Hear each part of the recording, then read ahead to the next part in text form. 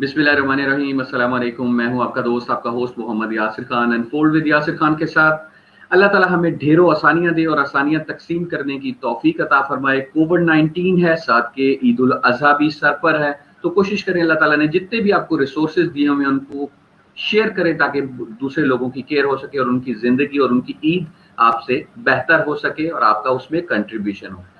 आज की जो मेरी मेहमान शख्सियत है, he is one of the finest person in HR department. अगर मैं बात करूं, he is a C level HR talent management and transformation leader, business coach हैं, कॉर्पोरेट ट्रेनर हैं, ऑर्गेनाइजेशन कंसल्टेंट है। He is also the founder and principal consultant and managing director of Evol HR consulting. Welcome करते हैं हमारे honourable guest Mohammad Sajwani को अपने programme unfold with Yasir Khan में। Welcome sir. Thank you very much. अस्सलाम वालेकुम जी। वालेकुम अस्सलाम। कैसे हैं मिस्टर सजवानी साहब, आप ठीक हैं? अल्लाह का शुक्र, आप खैरियत से हैं? जी अल्हम्दुलिल्लाह अल्हम्दुलिल्लाह। सर, लोग जानना चाह रहे हैं कि आपका माशाल्लाह से इतना 3 डेकेड्स का, मोर देन 3 डेकेड्स का एक्सपोजर है, तो थोड़ा अपना जो आपका प्रोफेशनल जर्नी है उसको अनफोल्ड कीजिए अनफोल्ड विद यासिर खान में। आपने काफ़ी कुछ बता दिया है। I am originally from Gwadar, Balochistan, then move to Karachi and abroad for studies and उसके बाद यहाँ इस्लामाबाद में बसे हुए हैं। I live here with my family and अल्लाह का बहुत एहसान है। That's great, that's great.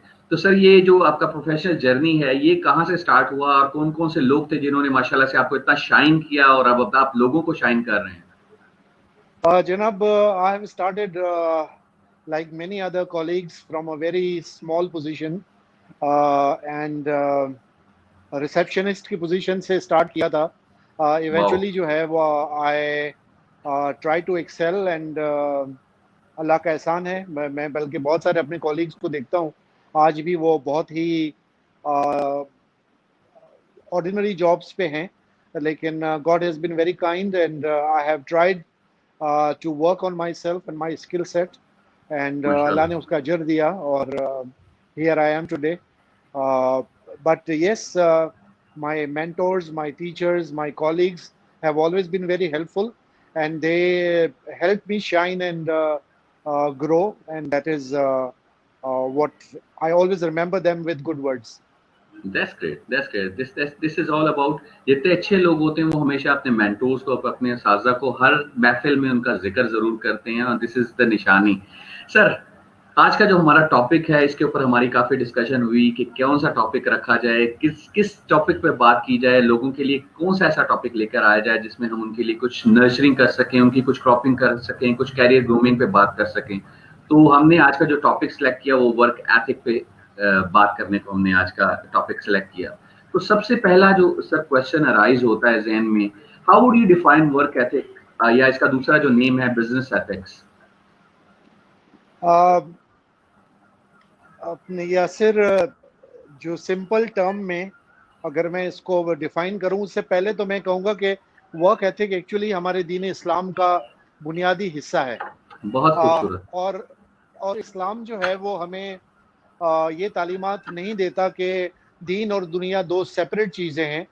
मैंने एक जगह पढ़ा था और वो मेरे जहन पे बड़ी ये बात नक्श है कि जो रसूल अकरम सल्लल्लाहु अलैहि वसल्लम के हवाले से है कि the profit was married, he led armies, he led families, he had his ongoing business activities, yet all this did not stop prophet from being a prophet. कि रसूल सल्लम जो हैं वो हमारे आर्मी के सिपह सालार थे, वो बिजनेस चलाते थे, उन्होंने अपने ख़ानदान को लुक आफ्टर किया और रोज़गार कमाया, लेकिन इन तमाम चीज़ों ने रसूल को रसूल होने से नहीं रोका। तो इसका ये मतलब कि हम अगर ये कहें कि दीन और दुनिया जो है वो अलग है, मज़हब के मामले में हम जो है वो सौम और सलात के पाबंद होंगे, लेकिन जहाँ काम की बात आएगी वहाँ हम 2 नंबरियाँ करेंगे।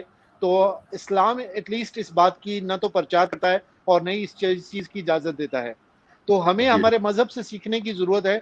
और जो ऑर्गेनाइजेशंस वर्क एथिक में बिलीव करती हैं, चाहे वो फॉरेन कंपनीज हैं या वो पाकिस्तानी कंपनीज हैं, मैंने देखा है कि जिन्होंने इसको फॉलो किया है उन्होंने इसका माखज़ जो है वो इस्लाम से लिया है कि जिस तरह से जो है वो आपने ट्रांसपेरेंट रहना है, आपने किस तरह से जो है वो कंपैशनेट रहना है। एम्प्लॉयर, लोग इसको एम्प्लॉयर ब्रांडिंग के स्लैंग में बड़ा लेते हैं कि जी हम जो हैं वो बहुत एम्प्लॉय फ्रेंडली ऑर्गेनाइजेशन है, हम जो है वो इक्वल अपॉर्चुनिटी प्रोवाइडर हैं, ये हैं और वो हैं। लेकिन अगर आपके अंदर एथिक्स नहीं है, अगर आपके पास ज़ाब्ता अखलाक नहीं है, तो फिर कुछ भी नहीं है। यानी पैसा तो हम अक्सर एक पर्टिकुलर तबके की बात करते हैं कि पैसा तो वो भी कमा लेते हैं, उनमें और बिजनेसमैन के अंदर फ़र्क होना चाहिए। और वो फ़र्क ये है कि आप अखलाक के दायरे में रहकर अपनी रोज़ी कमाएं और हलाल रोज़ी कमाएं, और एज एन एम्प्लॉई अगर आप वहाँ काम कर रहे हैं तो अपना 100% दें और उसमें डंडी ना मारें। ये एक सबसे बड़ी डेफिनेशन होगी मेरे नज़दीक वर्क एथिक की। बहुत खूबसूरत सर, आपने तो बेसिक्स बता दी कि वर्क एथिक है क्या, और इतनी एक वन लाइनर में उसको डिफाइन कर दिया। सर अगर इसको हम और ओपन अप करें, what are your views on having an ethical framework at work place? Ethical framework normally मुझसे सवाल ये किया जाता है कि एथिकल फ्रेमवर्क कोई इम्प्लीमेंटेबल चीज़ है कि नहीं है। मेरे नज़दीक तो एथिकल फ्रेमवर्क होता है, और एथिकल फ्रेमवर्क नॉर्मली वो एचआर, चूंकि वो कस्टोडियन होता है कल्चर का, तो वो उनके थ्रू आता है। लेकिन ये ज़रूर मौजूद होता है और इम्प्लीमेंटेशन उसकी हो सकती है और होती भी है, और इदारे करवाते भी हैं। लेकिन इसमें डंडे का जोर नहीं चलता, चूंकि अगर आपका दिल है कि आप जो है वो अपना 100% दें, तो उसके लिए आपकी अपनी, वो कहते हैं ना इंग्लिश में, there is a will there is a way. तो आपके लिए बहुत बहुत ज़रूरी है कि आप खुद उसमें अपना 100% दें एज एन एम्प्लॉय, और एम्प्लॉयर जो है वो उसमें डेफिनेटली अपना 100% डाले, तब जाकर हम एथिकल फ्रेमवर्क की बात कर सकते हैं। और वो पॉसिबल है। इसको हम आगे जाके डिस्कस करेंगे कि इसमें क्या क्या शामिल होता है। वो जैसे हम आगे बढ़ते हैं तो उस पर हम मजीद रोशनी डालेंगे। Beautiful beautiful. अच्छा सर, अगर हम जैसे आपने बताया कि एथिकल फ्रेमवर्क तो हर जगह की नेसेसिटी है बेसिकली, तो अगर मैं बात करूं इसके कंपोनेंट्स की, तो उसके की कंपोनेंट्स कौन कौन से होते हैं? इसके अगर किताबों को अगर आप यासिर रेफर करें तो काफ़ी कुछ उसके अंदर जो है वो आता है कि उस पर काफ़ी किताबें लिखी गई हैं। लेकिन हमारी टाइम की लिमिटेशन को जहन में रखते हुए और हमारी ऑडियंस की आसानी के लिए हम इसको सिर्फ 5 पॉइंट्स में डिवाइड करेंगे कि इसको 5 मेन पॉइंट्स उसके क्या क्या हो सकते हैं। मेरे नज़दीक सबसे पहला जो है, जिसको हम कहें कि एथिकल फ्रेमवर्क की मदर, जिसको हम कह सकते हैं कि अम्मी जान है ये एथिकल फ्रेमवर्क की, और वो कंपैशन है, जिसको हम उर्दू में रहमदिली कहें। कि जिन जिन इदारों में कंपैशन नहीं है, वो फिर सीमेंट और बजरी और सरिये की सिर्फ एक चार दीवारी है। मेरे नज़दीक उसके बाद इसकी कोई अहमियत नहीं है। अगर आप अपने एम्प्लॉयज़ के साथ कंपैशन के साथ नहीं मिलते, उनको आप जो है वो ख़ास तौर पर वो एम्प्लॉयज़ आज के हालात में देखें कि जो एम्प्लॉयज़ अगर पेन में हैं, अगर वो परेशानी के आलम में हैं, उनको आप लुक आफ्टर नहीं कर सकते, उनकी आप बात जो है वो बगैर जज किए सुन लेते हैं, उनको तसल्ली और तशफ़ी देते हैं, उनके कंधे पर हाथ रखते हैं, उनके सर पर हाथ रखते हैं, उनके फैमिली के पेन में आप शरीक हैं। कितनी दफ़ा होता है कि हमारे हेड ऑफ एचआर या डिपार्टमेंटल हेड अपनी एम्प्लॉई की अगर घर में कोई फौतगी हो गई है तो वहाँ जाते हैं। ये एक बहुत इंपॉर्टेंट इशू है। आपने अपने सीनियर एम्प्लॉय को भेज दिया, लेकिन टॉप ऑफ द लाइन जितने भी आपके लीडर्स हैं, उनमें से कितने लोग अपने एम्प्लॉय की गमी में शरीक हो सकते हैं? खुशी में तो हर एक शरीक होता है, लेकिन गमी में कितने लोग शरीक हो सकते हैं? तो ये कंपैशनेट होने का जो उसूल है। और सबसे बड़ी बात कंपैशन में मैं कहूँगा कि लीडर्स को क्रिटिसिज्म लेना चाहिए। They have to learn to be criticised. ये बड़ा होता है ना कि जी I am the boss, it's my way or the highway, ये नहीं चलता। कंपैशन में ये जरूरी है कि आप एम्प्लॉयज की बात सुने, उनको टाइम दें। आज मंडे है, आज ही मेरा एक आर्टिकल लिंक्डइन पे आया है कि talk less and listen more, reasons and advantages. तो उस पर किसी वक्त मौका मिला तो बात करेंगे कि हम बोलते बहुत हैं, हम बहुत लफाजी करते हैं, लेकिन हमारे अंदर सुनने का हौसला नहीं है। कोई अगर हमें हमारी बुराई बताए तो हमें बिल्कुल जो है वो तन बदन में हमारे आग लग जाती है और हमें बहुत बुरा फील होता है। तो ये चीज़ लीडर के लिए बहुत ज़रूरी है कि वो क्रिटिसिज्म लेना भी सीखे। तो सबसे पहला जो अगर हम पॉइंट उसको रिकैप करें तो कंपैशन सबसे पहला हमारा पॉइंट होगा। दूसरे ब्यूटीफुल। पॉइंट पे अगर हम आए तो वो इंटेग्रिटी है। यस। इंटेग्रिटी को उर्दू में दयानतदारी कहते हैं, लेकिन हम्म। इसका बेहतर वर्ड भी हो सकता है कि जिसमें मैं कहूँ कि इंटेग्रिटी में सबसे पहली बात ट्रांसपेरेंसी आती है। ब्यूटीफुल। इसमें यासिर सबसे पहली बात ये कि इंटरनल और एक्सटर्नल कस्टमर्स के साथ हम शफाफियत के साथ मिलें, ट्रांसपेरेंसी के साथ मिलें और अपना दयानतदारी के साथ जो जो डीलिंग हम करते हैं अपने इंटरनल एम्प्लॉयज़ के साथ, वही एक्सटर्नल एम्प्लॉयज़, ये गोलीबाजी, ये धोखाधड़ी, टाइम कुछ बताना और फिर उसके हम्म। बाद जो है वो नहीं शो अप होना, मीटिंग्स में लेट जाना। लोग अक्सर जो है वो टहलते हुए मीटिंग में पहुंचते हैं, सॉरी सॉरी सॉरी जी मैं थोड़ा सा लेट हो गया। ये भी इंटेग्रिटी में आता है। Well said. और ये तमाम चीज़ें जो है वो इम्पोर्टेंट है। और इसका एक मैं छोटा सा फॉर्मूला अगर बताऊं आपको कि sure. Results plus integrity plus compassion equals trust. Wow. कि अगर आपको ब्यूटीफुल। ट्रस्ट चाहिए, अगर आपको ट्रस्ट चाहिए तो उसमें आपको रिजल्ट्स, बिजनेस रिजल्ट्स चाहिए होंगे। उसमें अगर आप इंटेग्रिटी का टोटका भी डालें, उसके अंदर आप कंपैशन भी डालें, तो आपके और आपके एम्प्लॉयर के दरमियान जो ट्रस्ट डेवलप होगा वो बड़ा मिसाली होगा। और सबसे पहली बात ये कि इंटेग्रिटी को कंसिस्टेंटली डेमोन्स्ट्रेट करना है। ऐसा नहीं कि वाओ। आज ही मेरा मूड नहीं हो रहा है तो आज मैं इंटेग्रिटी जो है वो नहीं शो करूंगा, अगले हफ्ते शो करूंगा, तो ये नहीं होता। इंटेग्रिटी मुसलसल अमल है। इसमें कोई जो है वो 19-20 नहीं है, उस ग्राफ में कहीं पर स्पाइक्स नहीं है। वो एक मुस्तकिल जिस तरह लाइन होती है वो चलती चली जाती है, उसमें इजाफा हो सकता है लेकिन उसमें कमी नहीं हो सकती है। ब्यूटीफुल। तीसरा तीसरा पॉइंट यासिर हम जो डिस्कस करेंगे, श्योर। पहला पॉइंट हो गया कंपैशन और दूसरा पॉइंट हो गया इंटेग्रिटी। तीसरा पॉइंट है integrity. Discipline. Wow. Discipline discipline. में डिसिप्लिन में हम जो बात करेंगे वो हम सेल्फ डिसिप्लिन की भी बात करेंगे और ओवरऑल इदारा जाती डिसिप्लिन की भी बात करें। इसकी उर्दू अगर हम सिंपल करें तो इसमें नज़्म ज़ब्त कहते हैं उर्दू में हम इसको। और वो नज़्म ज़ब्त जो है वो ज़ात से शुरू होता है। वही कहते हैं ना इंग्लिश में, charity begins at home. Home. Beautiful. आप डिसिप्लिन माशरे को नहीं कर सकते। वही कहते हैं ना, सफाई अगर आप अपनी गली की नहीं कर सकते तो अपने मोहल्ले की और शहर की क्या सफाई करेंगे। तो यहाँ भी जो है वो अगर नज़्म ज़ब्त कायम करना है तो स्टार्ट योर ओन सेल्फ। अपने आप को नज़्म ज़ब्त में लाएं, उस अपने आप की तंजीम करें, अपनी जो है वो टाइम का पास रखें, मीटिंग्स में टाइम पे पहुंचे, दफ्तर टाइम पे पहुंचे, जिनसे मीटिंग्स हैं उनके लिए आप टाइम पे पहुंचे। और दूसरी बात ये कि अपने इदारे को जहां आपने कमिटमेंट की हुई है, जहां से आप रिस्क हलाल कमाते हैं, वहां आपने अपना 100% देना है। मैं बार बार 100% की बात इसलिए करता हूं कि ये एथिकल फ्रेमवर्क है और इसमें हम इससे बाहर नहीं निकल सकते हैं। तो ये वेल बहुत सेड। इंपॉर्टेंट है कि हम किस तरह जो है वो अपने आप को बेहतर बना सकते हैं।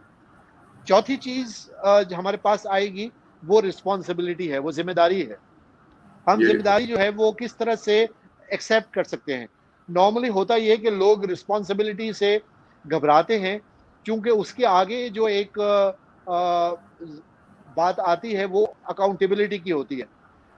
अकाउंटेबिलिटी की उर्दू क्या होती है यासिर, अगर मुझे आप हेल्प करें।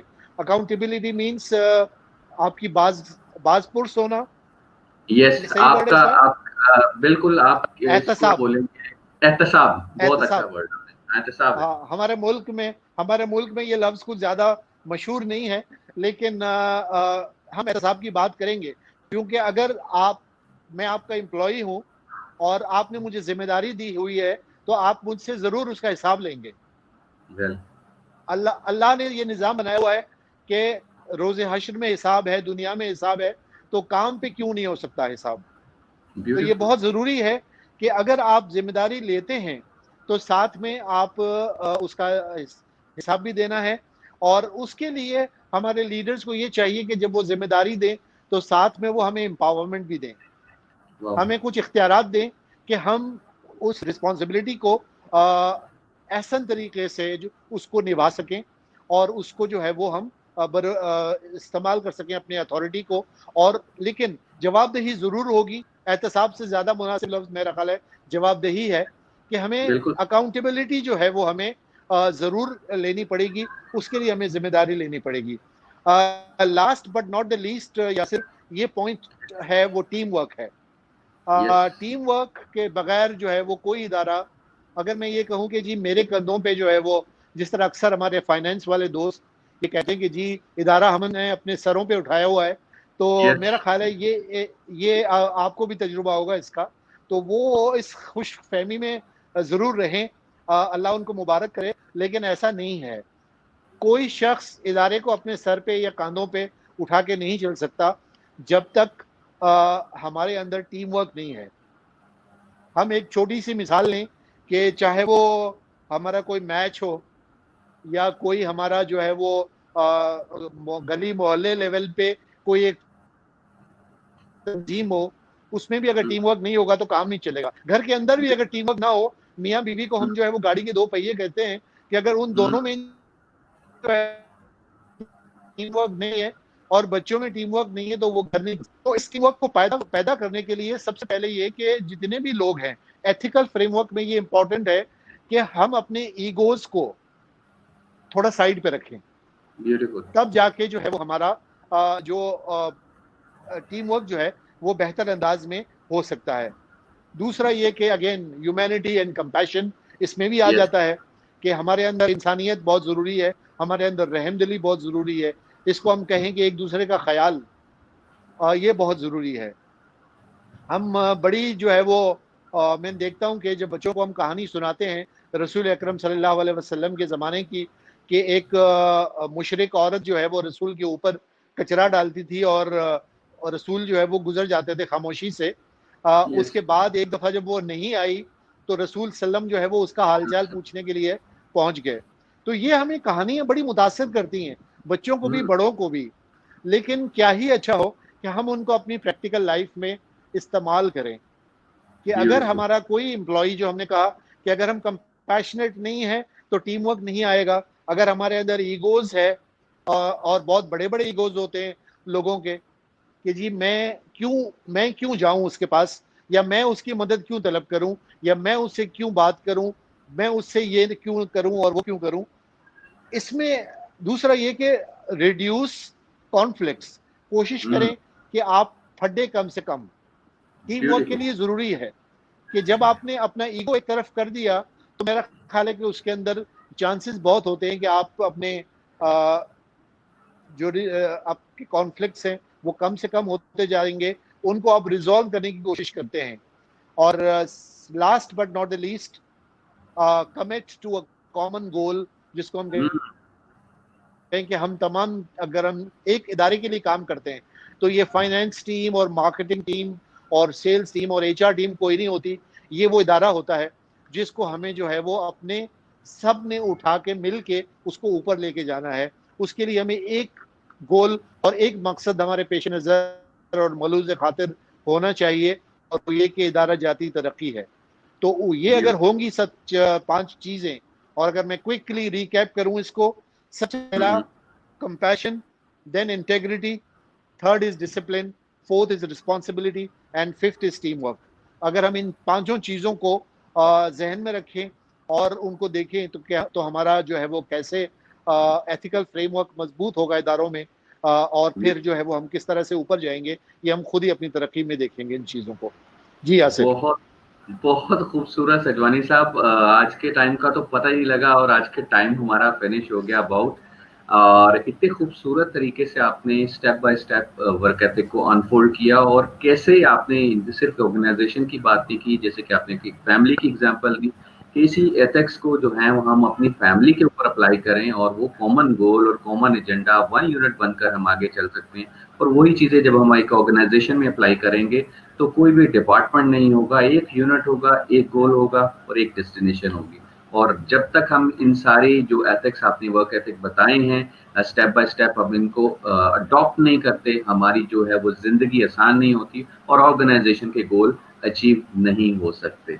लास्ट में आपका बहुत बहुत शुक्रिया मिस्टर सिजवानी साहब, आपका, आपने खूबसूरत तरीके से इस चीज को अनफोल्ड किया, और जितने भी लोग हमें अब देख रहे थे प्रोग्राम को, उनका भी बहुत बहुत शुक्रिया, और जितने भी लोग प्रोग्राम को बाद में देखेंगे उनका भी बहुत बहुत शुक्रिया। आपका किसी किस्म का कोई सवाल हो तो मिस्टर सिजवानी उसको आंसर करेंगे, कमेंट बॉक्स में कमेंट जरूर कीजिएगा, ताकि हमें भी आइडिया हो कि प्रोग्राम हमारा किस सिनेरियो की तरफ जा रहा है और हम आपके लिए कितनी आसानियां पैदा कर रहे हैं।